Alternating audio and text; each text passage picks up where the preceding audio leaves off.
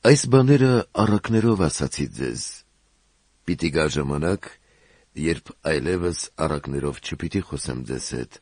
այլ հայտնապես հոր մասին պիտի պատմեմ ձեզ։ Այն օրը իմ անունով պիտի խնդրեք։ Ես ձեզ չեմ ասում, թե ես պիտի աղաչեմ հորը ձեզ համար, քանի որ հայրը ինքն իսկ սիրում է ձեզ, որովհետև դուք սիրեցիք ինձ և հավատացիք, որ ես Աստծուց ելա։ Ելա հորից և եկա աշխարհ, դարձյալ թողնում եմ աշխարհը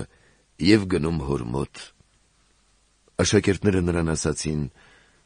ահա հիմա բացահայտ ես խոսում և ոչ մի առակ չես ասում։ Հիմա գիտենք, որ ամեն ինչ գիտես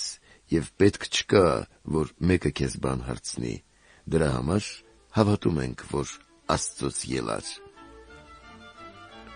Հիսուս պատասխանեց նրանց և ասաց. այժմ հավատում եք։ Ահա պիտի գա ժամանակ, և արդեն իսկ եկել է, երբ պիտի ցրվեք յուրաքանչյուրդ իր տեղը,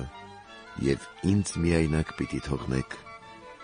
Սակայն ես միայնակ չեմ, որովհետև հայրն ինձ հետ է։ Այս բաները ասացի ձեզ, որպեսզի ինձնով խաղաղություն ունենաք։ Այստեղ աշխարհում նեղություն պիտի ունենաք, սակայն